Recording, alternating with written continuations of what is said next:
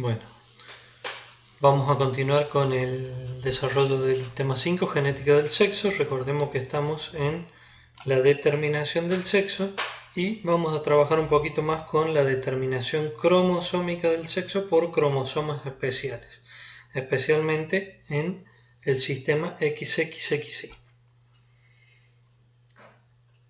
Aquí tenemos un cariotipo de una foto de una esquematizada de una metafase mitótica humana con los 46 cromosomas con los cuales se organizó este cariotipo. Recordemos que el cariotipo, los cromosomas ordenados por tamaño, morfología, presencia de región organizadora del nucleolo, y en este cariotipo podemos ver 44 autosomas más el par sexual. El par sexual en este caso está conformado por dos cromosomas sexuales diferentes, o sea que estamos en presencia de un individuo masculino. Aquí tenemos el cromosoma X y el cromosoma Y. Como vemos, morfológicamente son diferentes. Acá tenemos el ideograma de ese cariotipo anterior, o sea, un solo cromosoma de cada par, donde está bandeado. En este caso la cromatida solo de la izquierda está bandeada, pero como sabemos que las cromáticas son idénticas entre sí, el bandeado sería similar en la cromatida de la derecha. Hay un cromosoma de cada par, o sea que están presentes los 22 autosomas más el par XY. Fíjense las diferencias que hay de morfología entre los cromosomas XY, o sea que estamos en presencia de un par sexual heteromórfico. Tienen diferente tamaño, diferente morfología, diferente bandeo, por lo tanto también van a tener diferente contenido genético, ¿sí? Habrá diferentes genes en el X y en el Y. El Y tiene una gran zona de heterocromatina constitutiva y tiene poco ADN con sentido codificante, sin embargo fundamental para la determinación del sexo. Aquí tenemos una fotomicrografía de los dos cromosomas, el Y y el X, ¿sí? Son cromosomas heteromórficos, el Y es un subtelocéntrico chiquito, mientras que el X es un submetacéntrico grande. En el caso de los organismos femeninos tienen dos cromosomas X, en el caso de los organismos masculinos el par es heteromórfico, un X y un Y. En los autosomas, en todos los demás cromosomas, la homología es completa y se dan varios quiasmas a lo largo del cromosoma. ¿Qué pasa con los cromosomas sexuales? ¿Son homólogos? Sí, porque tienen un pequeño segmento de homología que les va a permitir aparearse durante el paquitene, y tienen segmentos diferenciales que no tienen homología, por lo tanto no van a aparear en la meiosis 1. ¿Qué vamos a observar entonces? Esta situación, ¿sí? Donde todos los demás autosomas están apareados, ahí están numerados cada uno, los 22 cromosomas, totalmente apareados, formando quiasmas, y en este caso vemos un par sexual XY, donde tiene una pequeña sección de homología, donde están apareados, pero el resto son segmentos diferenciales, ¿sí? Los podríamos esquematizar de esta manera. Tenemos entonces el cromosoma Y, que es este más pequeño, y el cromosoma X, que aquí se lo ve de mayor tamaño. Tienen un pequeño sector de homología, donde se aparean, y segmento diferencial para el cromosoma Y y segmento diferencial para el cromosoma X. Los genes que se ubican en ese segmento diferencial del cromosoma X se denominan genes ligados al sexo. Vamos a tener en cuenta algunos conceptos importantes cuando hablemos del sistema XXXY. En el segmento homólogo es esa pequeña región del X y el Y que tienen similar contenido de ADN, por lo tanto se aparean sin problemas durante la meiosis. El resto son segmentos diferenciales que no van a compartir homología y por lo tanto no se van a aparear en la meiosis 1. Los genes ligados al sexo se les denomina a todos aquellos genes que están ubicados en la porción diferencial del cromosoma X. Genes ligados al sexo, esto tiene que quedar claro. Genes ligados al sexo son los genes ubicados en la porción diferencial del cromosoma X.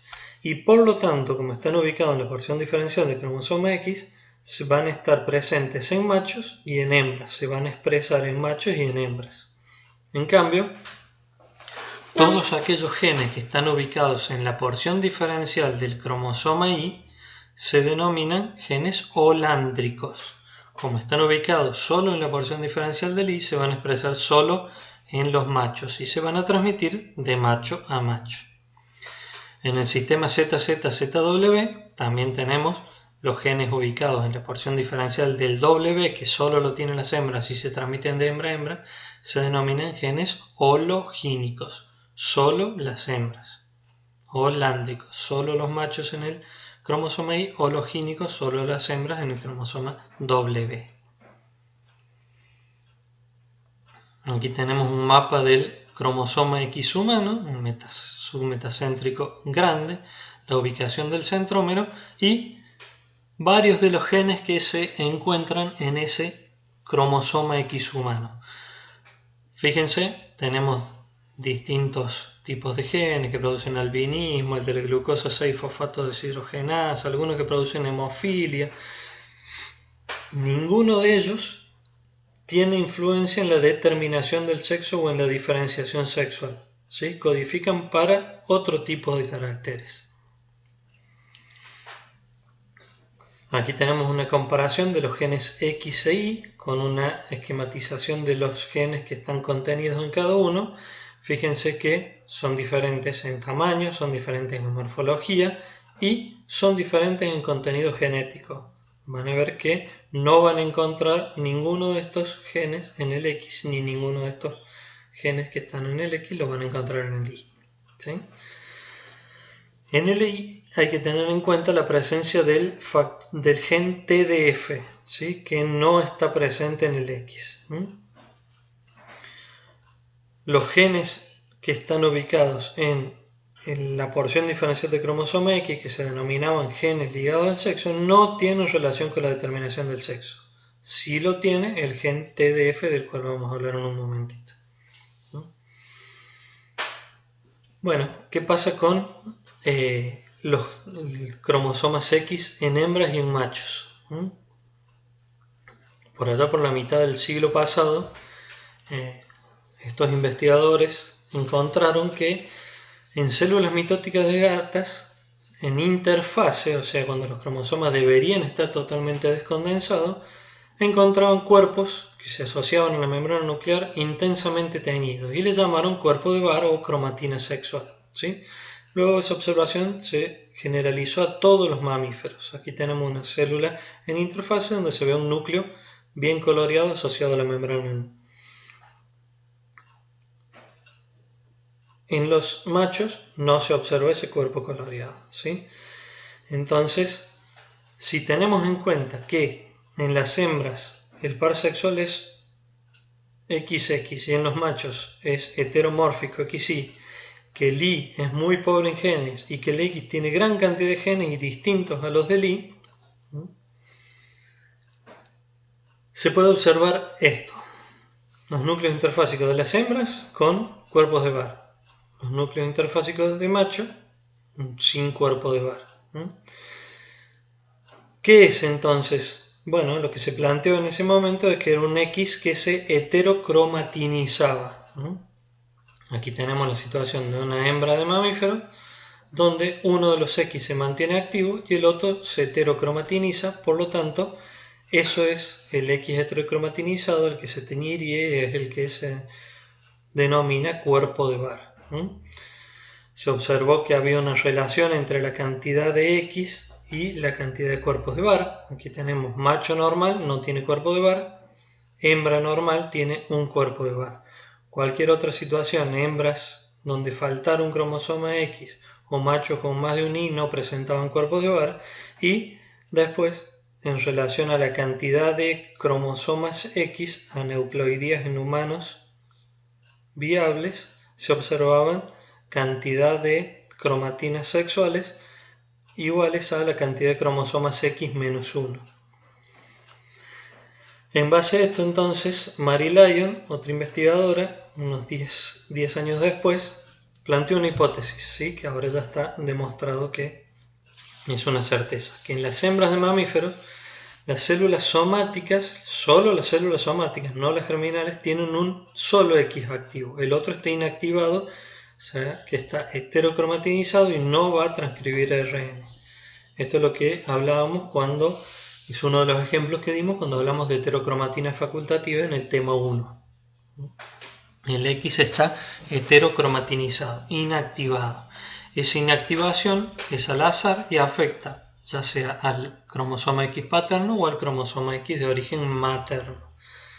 La heterocromatinización va a ser al azar y ocurre temprano durante la gestación. Entonces, a partir de un cigoto con dos cromosomas X que se formó por la unión de gameto masculino y gameto femenino, uno de esos X fue aportado por la madre y otro por el padre, la inactivación va a ser al azar, entonces va a quedar algunas células con el X materno inactivo y otras células con el X paterno inactivo. Aquí estamos haciendo un esquemita con el X paterno con letra roja, el X materno con letra azul, la situación del cigoto, el blastocito temprano que alrededor del estadio de 64, 128 células se va a inactivar uno de los X. Si el que se inactiva es el X materno, ¿sí? El que sigue activo es el X paterno. En este caso, para este otro esquemita, el inactivado es el X paterno, entonces el que se mantiene activo es el X materno.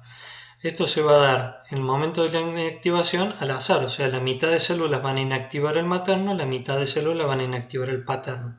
Y de ahí en adelante, todas las mitosis que se den a partir de estas células van a mantener ese X inactivo. La inactivación, por lo tanto, es permanente y se van a dar células que van a mantener ese X inactivo o activo en función de quién se ha inactivado al azar. Entonces, todos los tejidos somáticos de las hembras van a ser un mosaico de células con uno u otro X inactivado, el paterno o el materno.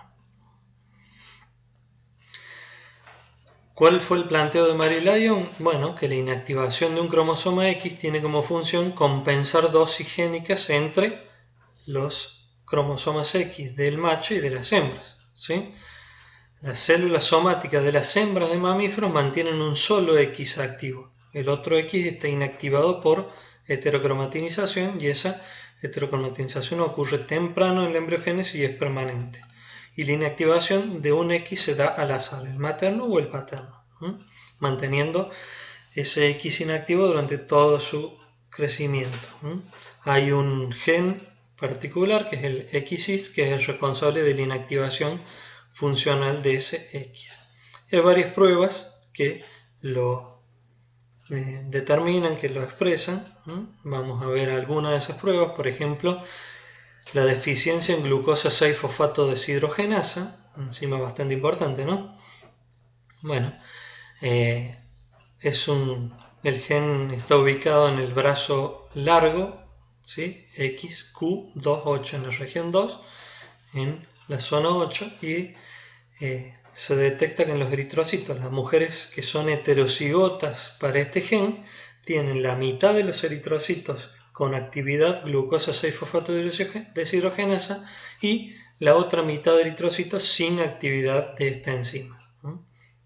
Entonces los eritrocitos van a tener menor vida media y fenotípicamente se observa a las hembras que son heterocigotas para glucosa 6-fosfato deshidrogenasa con una expresión fenotípica de una anemia hemolítica y rotura más temprana de los glóbulos rojos.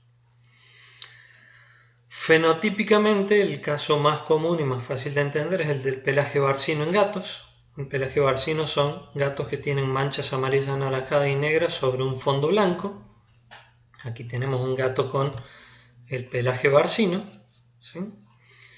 Entonces, ¿qué vamos a tener? Aquí tenemos otra foto donde se ve un gato con pelaje barcino, un gato con pelaje amarillo y el hermano con pelaje negro. Los tres son de la misma camada. ¿Cómo se forma entonces? Está determinado por un gen que está ligado al sexo con dos alelos. Es el gen B con el alelo B grande y B chica. El B grande va a determinar el color anaranjado, el B chica va a determinar el color negro, ¿sí? Como se inactiva tempranamente un X, si se inactiva el X que lleva el B grande, va a mantenerse activo el que lleva el cromosoma X que lleva el B chico, y viceversa. Entonces se generan clones celulares para pelaje amarillo anaranjado o negro que corresponden a las manchas que tienen los gatos. Entonces, los machos van a tener solamente dos genotipos posibles. Un cromosoma X con el alelo B grande y el cromosoma Y van a dar pelaje negro. O si el cromosoma X lleva el alelo B chica con el Y, van a dar pelaje amarillo. En cambio, las hembras van a tener tres genotipos posibles. Que los dos cromosomas X lleven el alelo B grande, entonces hembras homocigotas dominantes van a ser de pelaje negro, que los dos alelos X lleven el alelo, que los dos cromosomas X lleven el alelo B chica, van a ser homocigotas recesivas de color amarillo, y en este caso las hembras que lleven un B grande y un B chica van a ser heterocigotas y en este caso van a ser de pelaje barcino. ¿Por qué? Por esta situación. Se inactiva al azar un X, el materno o el paterno, el que lleva el X, ya sea con B grande o con B chica. Entonces en algunas células se viene a activar el que lleva el B grande, en otras células se viene a activar el que lleva el B chico. Entonces se van a generar clones celulares con distinta coloración. Entonces cada mancha va a ser originada por el alelo X que se mantenga activo. Entonces, resumen. Los genes están ubicados en la porción diferencial del X, se llaman ligados al sexo. En las hembras tienen doble dosis, en los machos tienen una sola dosis porque tienen un solo cromosoma X. La cantidad de proteínas que genera, o sea, la actividad génica es similar en machos y en hembras, entonces eso nos está expresando que en las hembras hay un solo X activo y el otro está inactivado por heterocromatinización. Entonces la función de la inactivación es compensar las dosis génicas entre hembras y machos.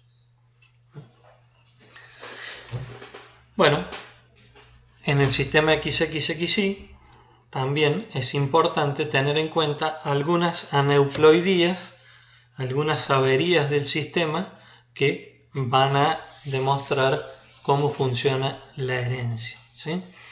La aneuploidía es alteración del número 2N por exceso o por defecto de cromosoma. Y es válido para los cromosomas sexuales y para cualquier autosoma. Aneuploidía, ¿sí? Ploidía ya sabemos lo que es. Eu significa verdadero, an significa sin, o sea, sin la ploidía verdadera. Los tipos más frecuentes se denominan monosómicos, cuando falta un cromosoma, nulisómico cuando falta un par de cromosomas de la situación normal, del número disómico normal, trisómico cuando hay un cromosoma de más, tetrasómico cuando hay dos cromosomas de más. Y aquí tenemos un cuadrito demostrando las condiciones normales en esta primera parte del cuadro. Si se tienen un cromosoma sexual X y un cromosoma sexual Y, vamos a tener los 44 autosomas más XY, se va a desarrollar normalmente un fenotipo masculino. Si el individuo tiene dos cromosomas sexuales X, vamos a tener 44 autosomas más XX, va a ser la situación normal de una hembra y va a observarse en interfase un cuerpo de Barr. Todo lo que sigue para abajo son aneuploidías. La primera que se ve, el 2N-1, son monosómicos donde falta un cromosoma sexual. Entonces tenemos la situación 44 autosomas más X. Fenotípicamente se observa como hembras pero sin cuerpo de Barr y se denomina síndrome de Turner. Las dos situaciones que siguen son la presencia de cromosomas X de más. Entonces tenemos los 44 autosomas más 3X, o sea 2N47, 2N más 1, trisómico 47, o 4 cromosomas X, 2N más un par tetrasómico 48, también de origen a fenotipo hembra, pero en la interfase de estas hembras, en los preparados citológicos, se observan dos cuerpos de Barr para estas hembras que tienen 3X o 3 cuerpos de Barr para estas que tienen 4. Se les denomina metahembras. La última parte del cuadrito se observa la situación donde tenemos algunas otras que son menos frecuentes que las anteriores, algunas. En el primer caso hay dos y en lugar de uno solo, en el segundo caso hay una x de más y en el último hay dos x de más. Siempre la presencia de un cromosoma, aunque sea un solo cromosoma Y, determina la presencia de fenotipo sexual masculino. En el primer caso no se van a observar cuerpo de bar y la situación va a ser un individuo masculino aproximadamente normal, con 47 cromosomas. Los otros dos van a ser individuos masculinos que presentan uno o dos cuerpos de Barr, se les denomina síndrome de Klinefelter y van a tener algunas alteraciones. Aquí hay algunas frecuencias de los nacidos vivos con cada una de estas alteraciones, ¿sí? Y también se conocen no solo en humanos sino en otros mamíferos. Lo que sí sucede es que casi ningún 2n-1 y ningún 2n-2 son viables en los mamíferos, o sea, no hay nulisómicos en mamíferos y el único monosómico que existe es el síndrome de Turner X0. Por lo tanto, esto nos está demostrando que el X es imprescindible para la vida, o sea, cualquier genotipo que sea X0Y, o sea que solo tenga un cromosoma Y, va a ser letal. Y lo otro que se demuestra es que la presencia del cromosoma Y determina el sexo masculino, independientemente de cuántos Y el individuo tenga. Bueno, generalmente trae problemas de esterilidad, cualquiera de estas situaciones. Vamos a ver alguna característica particular de cada uno de ellos. Acá tenemos el cariotipo de una hembra, una mujer con síndrome de Turner, 45X0. Se observa en el cariotipo un solo cromosoma X, la frecuencia de aproximadamente 1 cada 5.000 nacimientos, no hay cromatina X, o sea, no hay cuerpo de Barr, y tiene algunos problemas fenotípicos. Sin embargo, lo más importante es que se desarrolla esterilidad. El síndrome de Klinefelter, individuos con 3 cromosomas sexuales, 2X y un Y. ¿Sí? Aquí tenemos una expansión de esta micrografía coloreada. La frecuencia es de aproximadamente 1 cada 500 nacimientos, da fenotipo sexual masculino. Se observa porque hay cromatina X en las interfaces de los preparados citológicos y es la anomalía cromosómica más común en humanos, ¿sí? Muchas veces los fetos XXY provocan aborto espontáneo y también lo más importante que traen es esterilidad por no formación de esperma normal. ¿Qué pasa con los individuos que son X y Y? ¿Sí? Generalmente no van a tener demasiados inconvenientes, son fenotipos masculinos con una frecuencia de nacimiento de 1 cada 1000, no se observa cromatina X, la testosterona generalmente está en niveles normales y muchas veces son fértiles, ¿sí? O sea que la poca cantidad de genes del cromosoma Y no estaría trayendo demasiados inconvenientes. Usualmente se detectan solo por un análisis cariotípico por alguna cuestión médica. ¿Cómo se originan estos individuos aneuploides? La mayoría se originan por no disyunción, o sea, no separación de homólogos durante la meiosis, ¿sí? ¿Qué pasa si esta sería la situación normal? La disyunción normal, los óvulos serían todos normales con un cromosoma X, los espermatozoides un X o un Y, la mitad de cada tipo de gametos, entonces se generarían hembras si se unen dos gametos que lleven cromosomas X, o machos si se genera la fecundación de un espermatozoide Y con un óvulo X. ¿Qué pasa si no hay disyunción de los cromosomas X en las hembras, en los óvulos? O sea, los dos cromosomas X se van a un polo y en el otro polo queda un gameto sin cromosoma X. Se van a generar gametos desbalanceados con todos los autosomas más 2X o todos los autosomas solos, o sea, gametos con un cromosoma de más y gametos con un cromosoma de menos, y este va a ser el origen de individuos con cromosomas de más o de menos. En este caso sería una meta hembra, un individuo con síndrome de Klinefelter, síndrome de Turner, o un letal porque no tiene cromosoma X. ¿Qué pasa si la no disyunción se da en el fenotipo masculino o en el genotipo masculino? O sea, la meiosis falla en los espermatozoides. Tenemos espermatozoides que llevan XY, o sea, un cromosoma de más sexual, o gametos que no llevan ni el X ni el Y, o sea, gametos con un cromosoma de menos.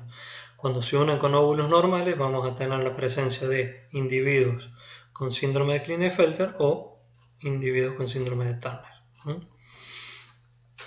Y cuando se genera, como dijimos, los individuos que son X y Y van a tener la disyunción o van a tener formación de gametos con XY o con Y solo, o por otro lado puede irse el X a un polo y los dos Y juntos.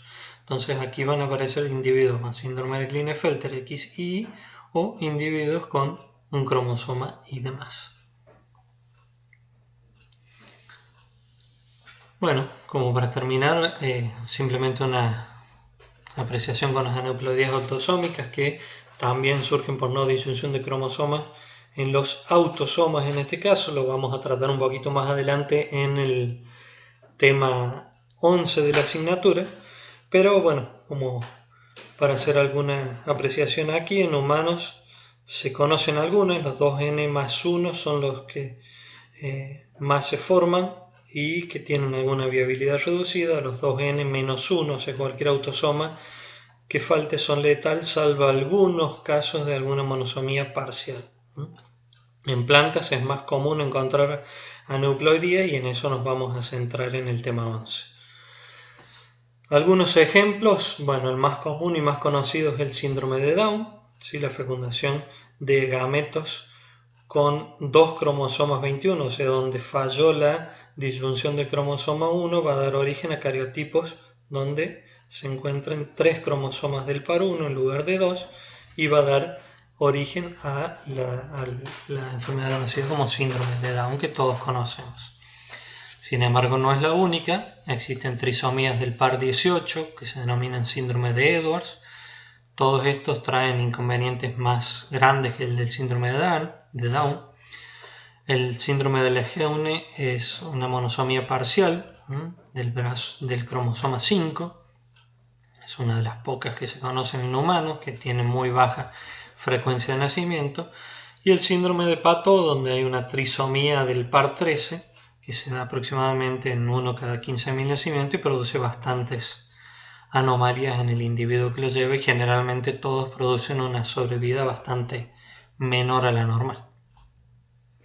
Bueno, con esto concluimos lo que queríamos hablar del sistema XXXY. En el próximo video vamos a pasar a la diferenciación sexual.